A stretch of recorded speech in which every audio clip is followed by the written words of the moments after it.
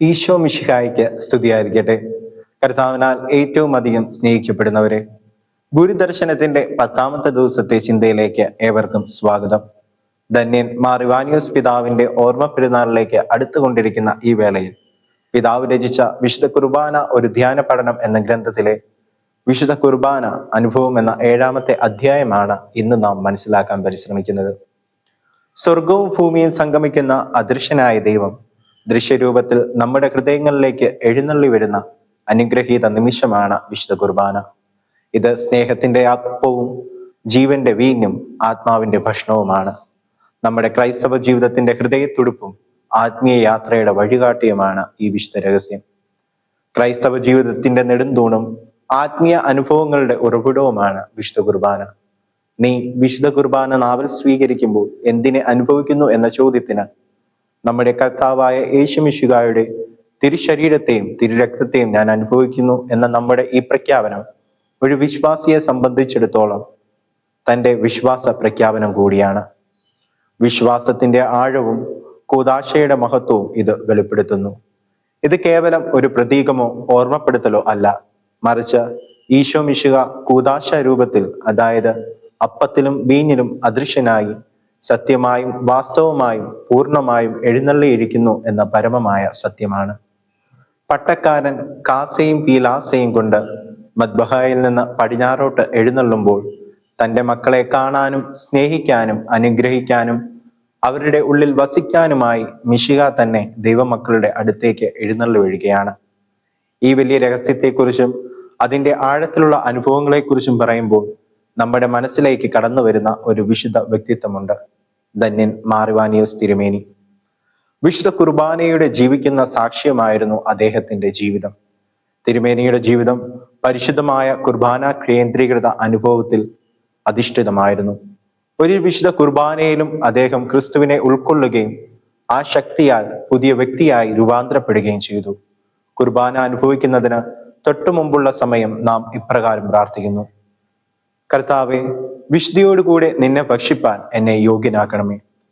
പരിശുദ്ധമായ നിന്റെ തിരുശരീരത്തെ ഭക്ഷിക്കുന്നത് കൊണ്ട് എൻ്റെ ദുർമോഹങ്ങൾ നശിച്ച് പോകണമേ. ജീവനുള്ള നിന്റെ കാസയെ കുടിക്കുന്നത് കൊണ്ട് എൻ്റെ ദുർവികാരങ്ങൾ കെട്ടുപോകണമേ. മാർ ഇവാനിയോസ് തിരുമേനി ഈ പ്രാർത്ഥന അക്ഷരാർത്ഥത്തിൽ തൻ്റെ ജീവിതത്തിൽ പ്രാവർത്തികമാക്കി. അവിടുത്തെ ജീവിതത്തിലെ ദുർമോഹങ്ങളെയും ദുർവികാരങ്ങളെയും കുർബാനയുടെ ശക്തിയാൽ അവിടുന്ന് ജയിച്ചടക്കി. ലൗകികമായ ആഗ്രഹങ്ങളിൽ നിന്ന് മോചിതനായി തന്നെ തന്നെ ദൈവഹിതത്തിന് പൂർണ്ണമായും സമർപ്പിക്കപ്പെട്ട ഒരു ജീവിതം നയിക്കാൻ അദ്ദേഹത്തിന് കഴിഞ്ഞു. ഒരു വ്യക്തിയുടെ പാപത്തെ ജയിക്കുന്നതിനും പരീക്ഷകളെ അതിജീവിക്കുന്നതിനും ദിവ്യശക്തി പ്രാപിക്കുന്നതിനും വിശുദ്ധ കുർബാന എത്രമാത്രം പ്രാധാന്യം അർഹിക്കുന്നു എന്ന് നാം കാണാൻ പരിശ്രമിക്കുകയായിരുന്നു. കർത്താവെ, ഞാൻ അനുഭവിക്കുന്ന ഈ വിശുദ്ധ കുർബാനയുടെ ശക്തിയാൽ ഈ പാപത്തെ ഇന്ന പരീക്ഷയെ ജയിക്കുന്നതിന് എന്നെ നീ പ്രാപ്തനാക്കണമേ എന്ന പ്രാർത്ഥന തിരുമേനിയുടെ ആത്മീയ അഭിലാഷങ്ങളെ പ്രതിഫലിപ്പിക്കുന്ന തിരുമേനിയുടെ ജീവിതത്തിലെ നിരന്തരമായ പ്രാർത്ഥനയും ക്രിസ്തുവിൽ നിന്നുള്ള ശക്തിയും അവിടുത്തെ അനേക വെല്ലുവിളികളെ അതിജീവിക്കാൻ സഹായിച്ചു. മലങ്കര കത്തോലിക്ക സഭയുടെ സ്ഥാപകൻ എന്ന നിലയിൽ എതിർപ്പുകളെയും പ്രതിബന്ധങ്ങളെയും ധൈര്യപൂർവ്വം നേരിടാൻ അവിടുത്തേക്ക് സാധിച്ചത് വിശുദ്ധ കുർബാന നൽകിയ ആന്തരിക ശക്തി കൊണ്ടാണ്. പുണ്യ നടപടികൾ പരിശീലിക്കുന്നതിനും സദ്ഗുണങ്ങൾ സമ്പാദിക്കുന്നതിനും വിശുദ്ധ കുർബാനയുടെ പ്രാധാന്യം വളരെ വലുതാണ്.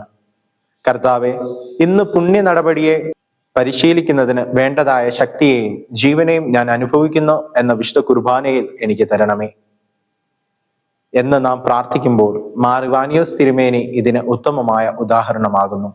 പ്രാർത്ഥനാശീലം, താഴ്മ, സത്യസന്ധത, സഹോദര സ്നേഹം, ക്ഷമ, ദിവ്യാഗ്രഹത്തെ ജയിക്കുന്ന ധർമ്മബുദ്ധി തുടങ്ങിയ എല്ലാ സദ്ഗുണങ്ങളും തിരുമേനിയുടെ ജീവിതത്തിൽ ശോഭിച്ചു നിന്നു. അവിടുന്ന് ഈ ഗുണങ്ങൾ തന്നിൽ വളർത്തുന്നതിന് വിശുദ്ധ കുർബാനയെ ആശ്രയിക്കുകയും ക്രിസ്തുവിനെ പോലെ ജീവിക്കാൻ ആഗ്രഹിക്കുകയും ചെയ്തു. വിശുദ്ധ കുർബാന സ്വീകരിച്ചതിന് ശേഷം നന്ദി നിറഞ്ഞ ഹൃദയത്തോടെ നാം ദൈവത്തിന് സ്തോത്രം ആലപിക്കണം. കർത്താവ് യേശു മിശിഹ എന്നിൽ എഴുന്നള്ളി പാർത്ത് എന്നെ അനുഗ്രഹിച്ചിരിക്കുന്നതിനായി ഞാൻ നിന്നെ സ്തുതിക്കുന്നു. അളവില്ലാത്ത സ്നേഹമുള്ള കർത്താവെ, നിനക്ക് സ്തുതി. മാർ ഇവാനിയോസ് തിരുമേനിയുടെ ജീവിതം തന്നെ ദൈവത്തിനുള്ള നിരന്തരമായ സ്തോത്രമായിരുന്നു.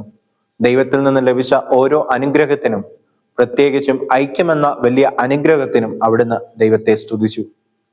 ഈ വിശുദ്ധ കുർബാനയിലൂടെ നമ്മുടെ ജീവിതം ഒരു സ്തോത്ര ബലിയായി മാറ്റുവാനുള്ള ശക്തിക്കായി നമുക്ക് പ്രാർത്ഥിക്കാം. ദേവാലയത്തിൽ നാം എങ്ങനെ പെരുമാറണം എന്നതിനെക്കുറിച്ചും ഇവിടെ വ്യക്തമാക്കുന്നുണ്ട്.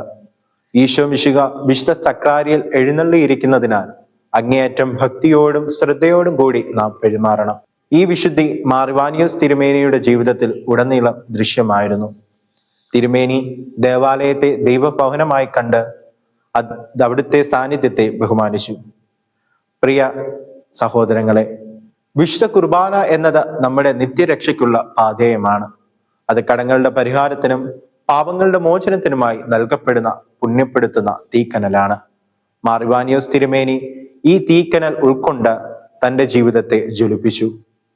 പ്രതിബന്ധങ്ങളെ അതിജീവിക്കുവാനും ക്രിസ്തുവിന്റെ സ്നേഹം ലോകത്തിന് പ്രഘോഷിക്കാനും അവിടുത്തേക്ക് സാധിച്ചത് ഈ ദിവ്യ രഹസ്യത്തിൽ നിന്നുള്ള ശക്തി കൊണ്ടാണ്. നമ്മുടെ ജീവിതത്തിലും വിശുദ്ധ കുർബാന ഒരു കേവലമായ അനുഷ്ഠാനം മാത്രമാകാതെ ക്രിസ്തുവിന്റെ യഥാർത്ഥ സാന്നിധ്യമുള്ള ഒരു ജീവിക്കുന്ന അനുഭവമായി മാറണം. ഈ വിശുദ്ധ കൂദാശയിലൂടെ നമുക്ക് പാപങ്ങളെ ജയിക്കാനും പുണ്യങ്ങളിൽ വളരാനും ദൈവഹിതം നിറവേറ്റാനും സ്നേഹത്തിൽ ജീവിക്കാനും സാധിക്കണം.